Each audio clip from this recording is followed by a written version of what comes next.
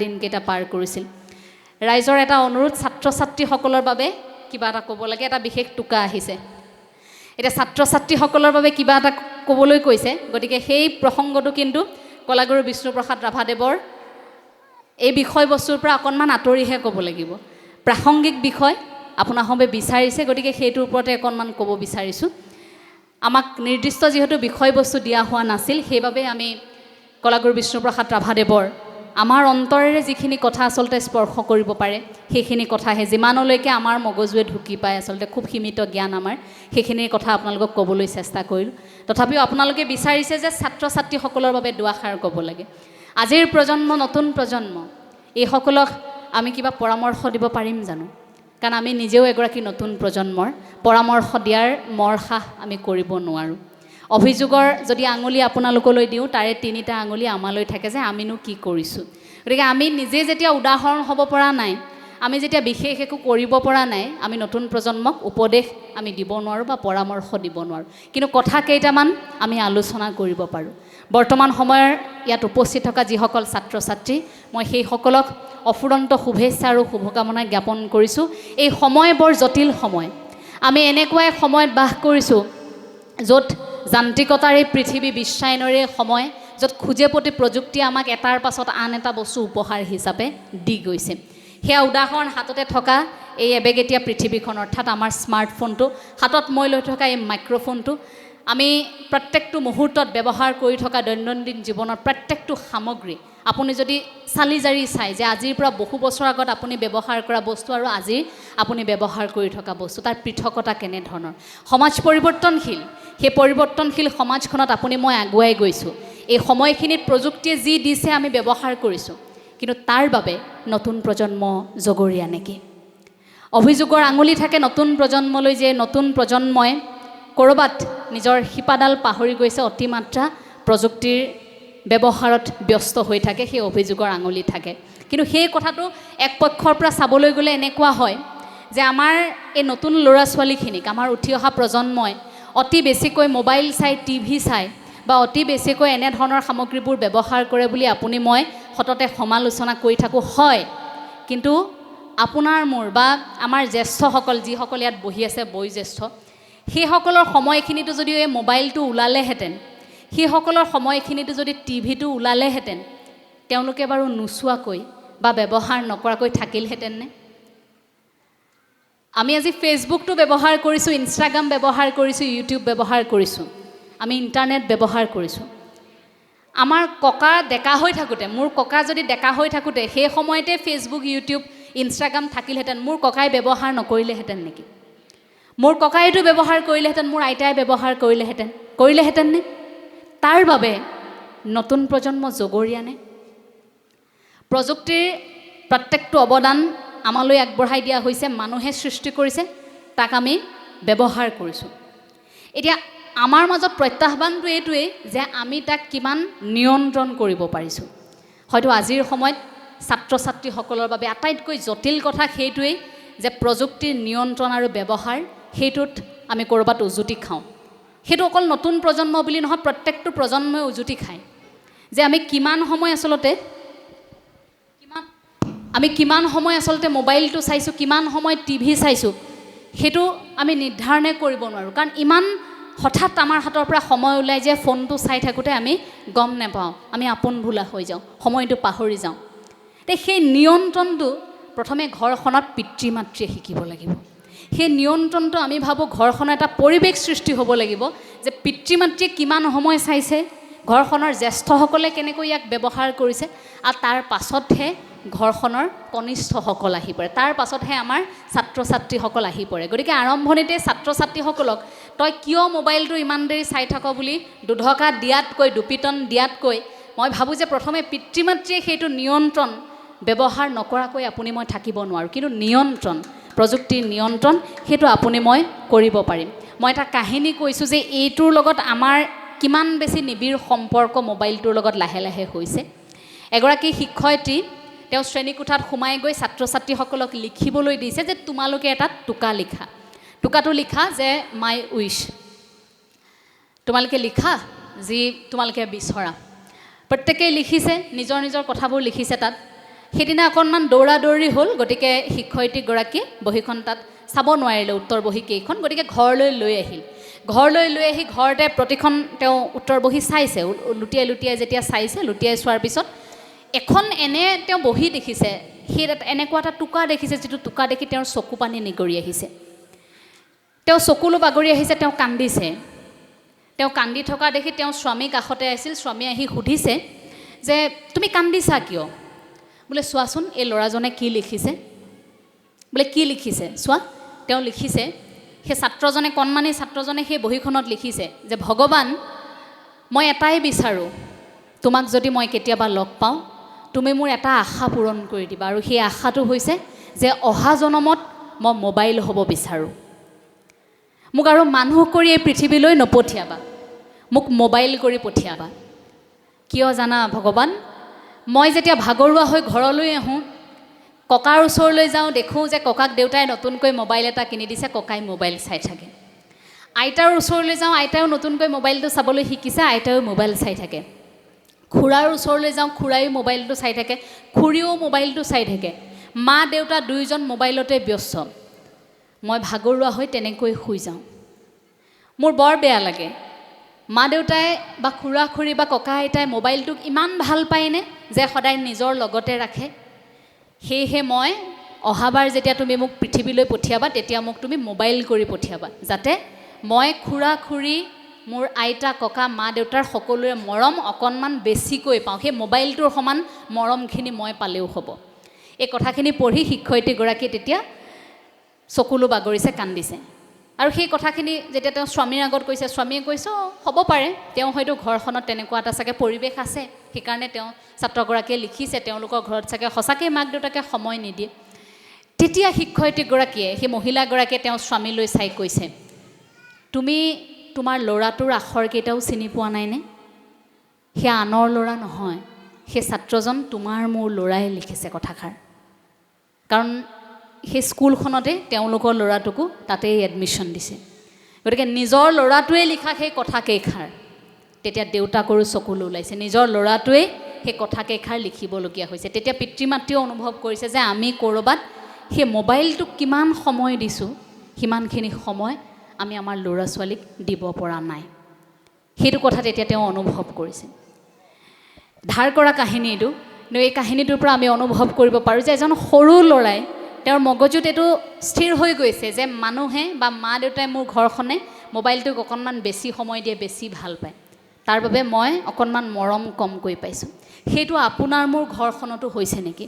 ছাত্ৰ ছাত্ৰীসকলক কোৱাৰ সমান্তৰালকৈ অভিভাৱকসকললৈ প্ৰশ্ন যে আপোনাৰ ঘৰখনতো তেনেকুৱা পৰিৱেশ হৈছে নেকি? যদি হৈছে তেন্তে তাক নিয়ন্ত্ৰণলৈ কোনে আনিব? তাক নিয়ন্ত্ৰণলৈ, প্ৰযুক্তিৰ নিয়ন্ত্ৰণ আৰু ব্যৱহাৰ, সেইটো আপোনাৰ ঘৰখনলৈ কোনে আনিব? চুবুৰীয়া এজনে গৈ আপোনাৰ ঘৰখনত শিকাবলৈ নাযায় যে এই বস্তুটোৰ নিয়ন্ত্ৰণ বা ব্যৱহাৰ এনেধৰণে হ'ব লাগে, কিন্তু সেইটো আপোনাৰ ঘৰখনতহে সম্ভৱ হৈ উঠিব। আপোনাৰ ঘৰখনত আলোচনাৰ মাধ্যমেৰে আপোনালোকে এটা নিৰ্দিষ্ট পদ্ধতিৰ মাধ্যমেৰে, এটা পদক্ষেপেৰে আপোনালোকে সেইটো নিয়ন্ত্ৰণলৈ আনিব। কাৰণ সম্পূৰ্ণ পিতৃ মাতৃৰ ওপৰতেই ল'ৰা ছোৱালীৰ ভৱিষ্যত নিৰ্ভৰ কৰে, বিশেষকৈ মাতৃগৰাকীৰ হাতত। কাৰণ মাতৃয়ে আটাইতকৈ ডাঙৰ শিক্ষাগুৰু নহয় জানো? গতিকে সেই মাতৃগৰাকীৰ ওপৰতে সেইখিনি নিৰ্ভৰ কৰে। গতিকে মায়ে সকলো কৰিব পাৰে, মায়ে সকলো জানেৰ পৰা মোৰ মায়ে একো নাজানে এতিয়া, সেই বুলি ভবাৰ দূৰত্বটো এবাৰ ভাবকচোন। সৰু হৈ থাকোঁতে আপোনাৰ সেই ল'ৰাটিয়ে আপোনাৰ মুখলৈ চাই আপোনাক কয়, অবান্তৰ কিছুমান বস্তু আনি দিবলৈ কয়, মা জোনবাইটো তুমি আনি দিবা। হয়তো আপোনাৰ শিশুটোৱে ভাবে যে আপুনি ইচ্ছা কৰিলে জোনবাইটোও আনি দিব পাৰিব, কিন্তু আপোনাৰ ল'ৰাটোৱে নাজানে যে জোনবাইটো এনেকৈ আনি দিব নোৱাৰি। কিন্তু আপুনি নিচুকাই নিচুকাই কয়, শুন তুমি শুই যোৱা, মই তোমাক জোনবাইটো আনি দিম দেই। সেইখিনি মুহূৰ্তত আপোনাৰ ল'ৰাটোৱে আপোনালৈ চাই কি ভাবে, আপোনাৰ ছোৱালীজনীয়ে আপোনালৈ চাই কি ভাবে? যে মায়ে সকলো পাৰে, এই পৃথিৱীত মায়ে নোৱাৰা কাম একো নাই। কিন্তু লাহে লাহে যেতিয়া আপোনাৰ বয়স হয়, আপুনি মই বৃদ্ধ হৈ আহিম, তেতিয়া হয়তো সেই একেজন সন্তানে এদিন ভাবিবলৈ বাধ্য হ'ব যে মোৰ মায়ে একো নাজানে। স্কুললৈ যাবলৈ আৰম্ভ কৰাৰ লগে লগে স্কুলৰ মিছে বা স্কুলৰ শিক্ষয়িত্ৰীগৰাকীয়ে জানে মায়ে নাজানে, এই ধাৰণাটো আৰম্ভ হ'ল। সেই সময়খিনি ক'ত হ'ল? যেতিয়া আপুনি একেবাৰে বৃদ্ধ হৈ আহিছে, সেইখিনি মুহূৰ্তত সেই মায়ে জানেৰ পৰা মায়ে নাজানেলৈকে সময়খিনি এবাৰ অনুভৱ কৰকচোন। চকুৰ আগতে পাৰ হৈ যোৱা কেইটামান বছৰ আৰু সেই আৰম্ভণি বছৰকেইটাতে যদি আপুনি গুৰুত্ব নিদিয়ে, আৰম্ভণি বছৰকেইটাতে যদি আপোনাৰ সন্তানক, আপোনাৰ ঘৰখনত থকা ল'ৰা ছোৱালীৰ ভৰণ পোষণত, ল'ৰা ছোৱালীক ডাঙৰ কৰাৰ ক্ষেত্ৰত আপুনি সেই পদক্ষেপখিনি হাতত নলয়, পিছত কিন্তু বুকু ঢকিয়াই কান্দি লাভ নাই। ঘৰখনত সেইবাবেই আধ্যাত্মিক এটা পৰিৱেশৰ সৃষ্টি হওক, মই তাৰ কামনা কৰিছোঁ।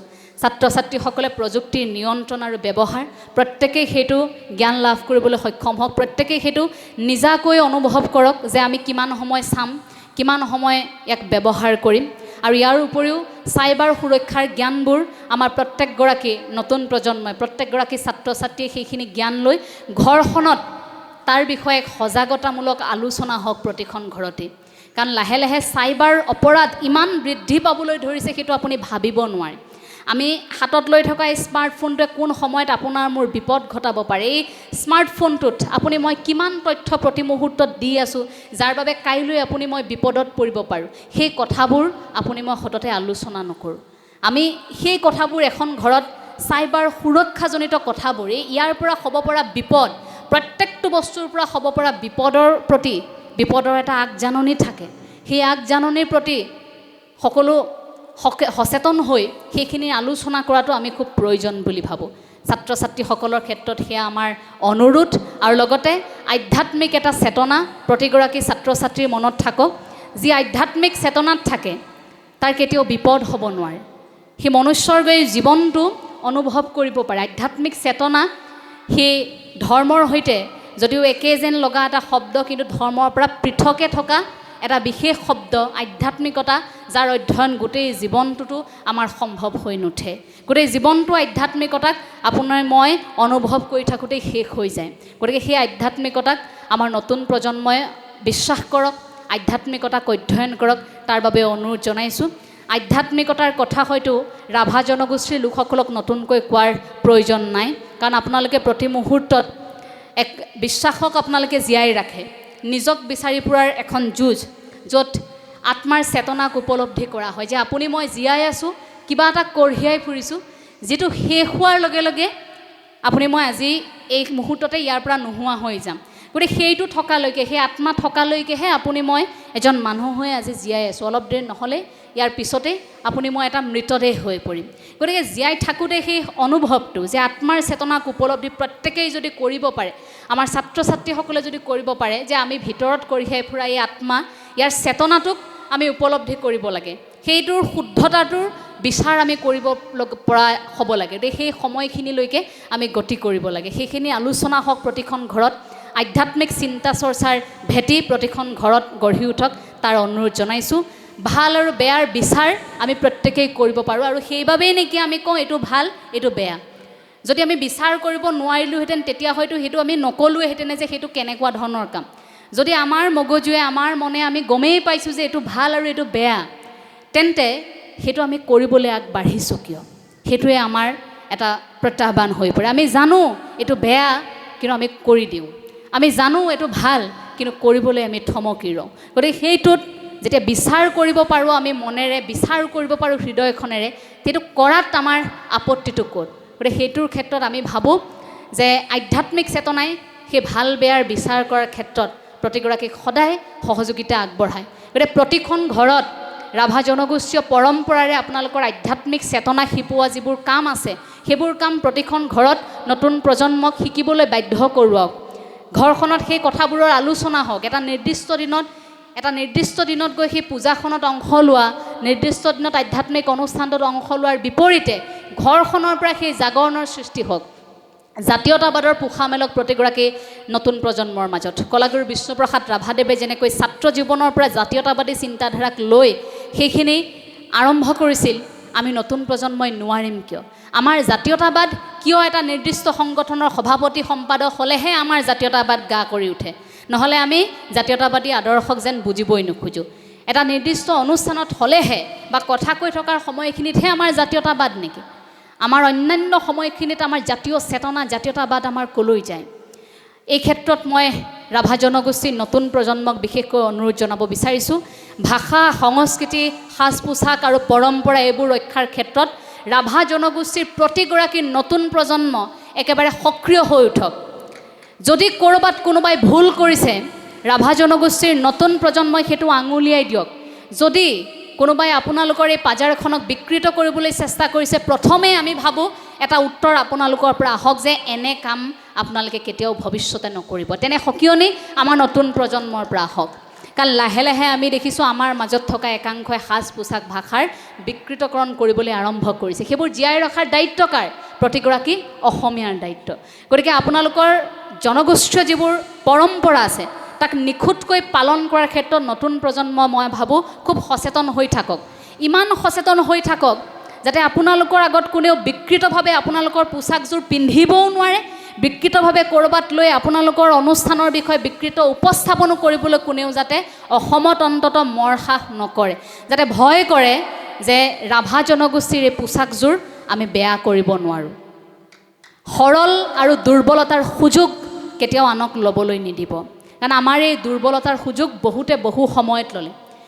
অসমীয়া জাতিটো খুব আৱেগিক, আমি বৰ আৱেগেৰে কথাবোৰ প্ৰতি মুহূৰ্তত লওঁ আৰু পাহৰি যাওঁ।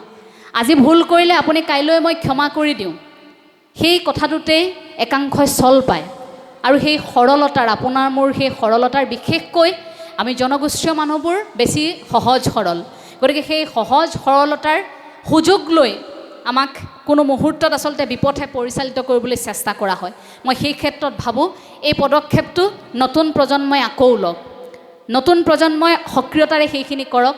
আৰু ৰাভা জনগোষ্ঠীৰ নতুন প্ৰজন্মলৈ মোৰ আৰু এটি আহ্বান যে প্ৰত্যেকেই গৱেষণামূলক কামবোৰ এতিয়াৰ পৰা আৰম্ভ কৰক।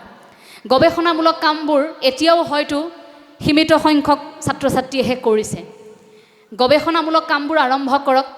ইমানবোৰ পৰম্পৰা আছে, এই যে আৰম্ভণিতে কৈছিলোঁ বৈশাগুৰ কথা, সাঁচি মাৰাংগাৰ কথা কৈছিলোঁ, এই পৰম্পৰাগত প্ৰত্যেকটো আপোনালোকৰ উৎসৱ পাৰ্বণ, প্ৰত্যেকটো নীতি নিয়ম, কাপোৰ সাজৰ পৰা আৰম্ভ কৰি প্ৰত্যেকটো খোজ, সেই সকলোবোৰ অধ্যয়ন কৰিবলৈ চেষ্টা কৰক। ইমানবোৰ আমাৰ জনগোষ্ঠীয় সমল আছে, প্ৰত্যেকৰ ওপৰত গৱেষণামূলক আমি অধ্যয়ন যেতিয়াই কৰিম সেইবোৰ আপোনাৰ মোৰ ওচৰত থাকি যোৱা তথ্য, তেতিয়া অন্ততঃ ইয়াৰ পিছৰ প্ৰজন্মই সেইখিনি গ্ৰহণ কৰিব। কিন্তু আমি যদি মুখেৰে কৈ থৈ যাওঁ বা এটা দিন অনুষ্ঠান পাতি এই অনুষ্ঠানৰ মাজতে আমি শেষ কৰি থৈ যাওঁ, ইয়াৰ পিছৰ প্ৰজন্মলৈ কিন্তু সেই কথাবোৰ থাকি নাযাব। গতিকে গৱেষণামূলক কামবোৰ হওক।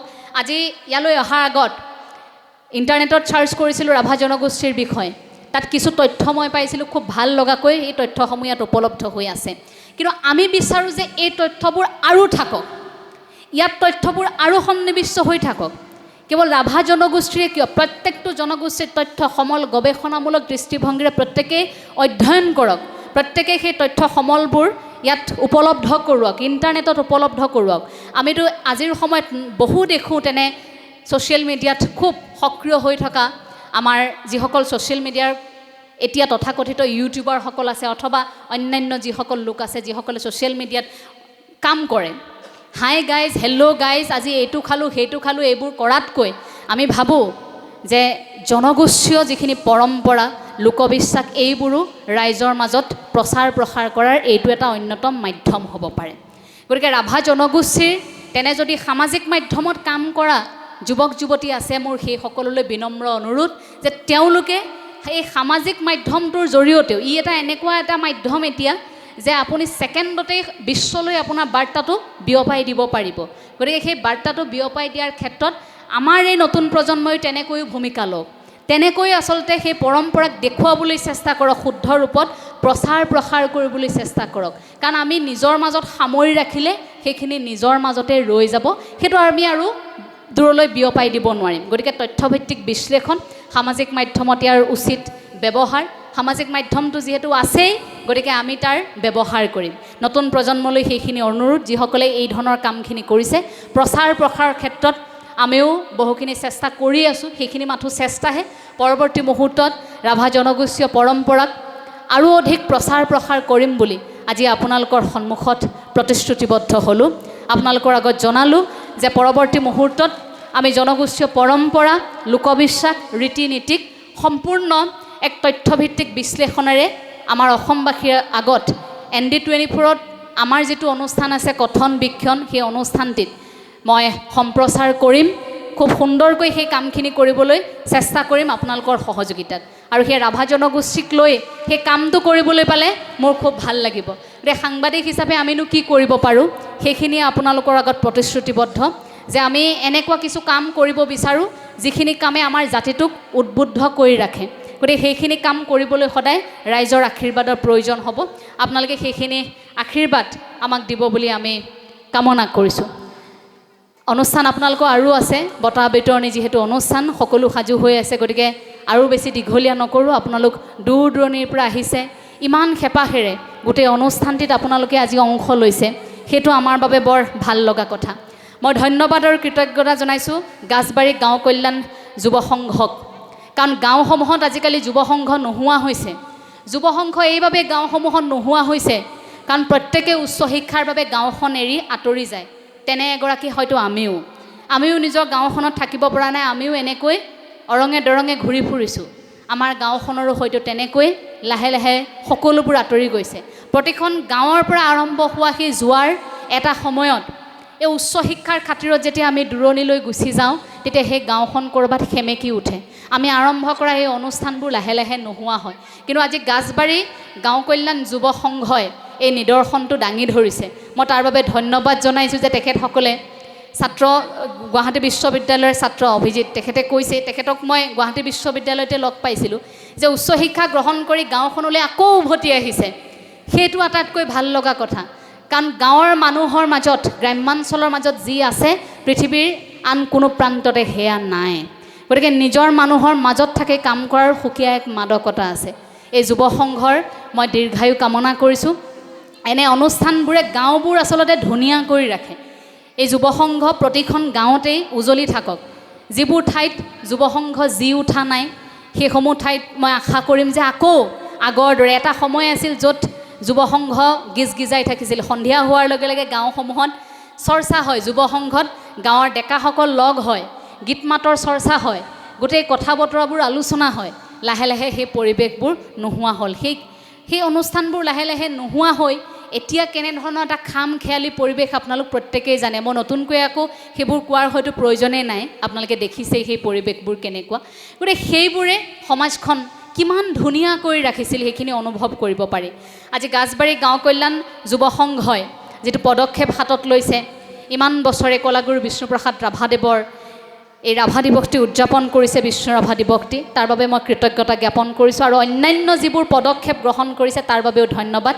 সভাত উপস্থিত থকা প্ৰতিগৰাকী জ্যেষ্ঠ সকলোৰে শ্ৰীচৰণত মই সেৱা জনাইছোঁ।